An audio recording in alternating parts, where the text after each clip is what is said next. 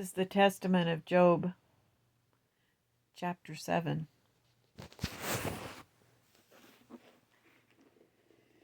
At this time the kings heard what had happened to me, and they rose and came to me, each from his land, to visit me and to comfort me. And when they came near me, they cried with a loud voice, and each tore his clothes. And after they had prostrated themselves, touching the earth with their heads, and they sat down next to me for 7 days and 7 nights, and none spoke a word. There were 4 in numbers: Eliphaz, the king of Teman, Baldad, and Sophar, and Elihu.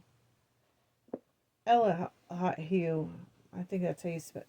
It's spelled Elilhu. And when they had taken their seat, they conversed about what had happened to me. Now, when first time, they had come to me, I had shown them my precious stones. They were astonished and said, "If of us 3 kings all our possessions would be brought together into one, it would not come up to the precious stones of Jobab's kingdom crown. For you are the greater nobility than all the people of the east." And when therefore they now came to the land of Uz, to visit us, they asked in the city, "Where is Jobab, the ruler of the whole land?"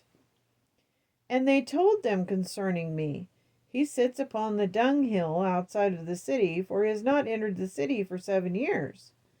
And then again they inquired concerning my possessions, and there was revealed to them all that happened to me.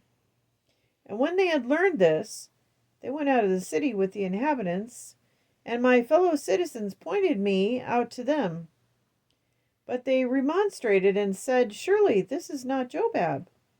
And while they hesitated, there said Eliphaz, the king of Teman, "Come, let us step near and see." And when they came near, I remembered them, and I wept very much when I learned the purpose of their journey. And I threw earth upon my head, and while shaking my head, I revealed to them that I was Job. And when they saw me shake my head, they threw themselves down upon the ground, all overcome with emotion. And while their hosts were standing around, I saw the 3 kings lie upon the ground for 3 hours like dead. Then they rose and said to each other, "We cannot believe that this is Jobab." And finally, after they had for 7 days inquired after everything concerning me, and searched for my flocks and other possessions, they said, "Do we not know how many goods were sent to him for the cities and the villages round about to be given to the poor, aside from all that was given away from him within his own house? How then could he have fallen into such a state of perdition and misery?" And after the 7 days, Elihu said to the kings, "Come, let us step near and examine him accurately, whether he truly is Jobab or not." And they, being not a half a mile, a stadium, distance from his malodorous body, they rose and stepped near, carrying perfume in their hands, while their soldiers went with them and threw fragrant incense round about them, so they could come near me. And after they had passed like this 3 hours, covering the way with aroma, they drew nigh. And Eliphaz began and said, "Are you indeed Job, our fellow king? Are you the one who owned the great glory? Are you he who once shone like the sun of day upon the whole earth? Are you he who once resembled the moon and the stars, effulgent throughout the night?" And I answered him and said, "I am."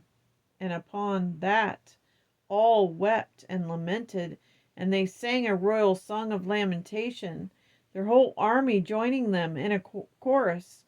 And again Eliphaz said to me, "Are you he who had ordered 7,000 sheep to be given for the fine clothing of the poor? Where then has gone the glory of your throne? Are you he who had ordered 3 8,000 cattle to do the plowing of the field for the poor? Whither then has your glory gone? Are you he who has golden couches, and now you sit upon the dunghill? Where then has your glory gone?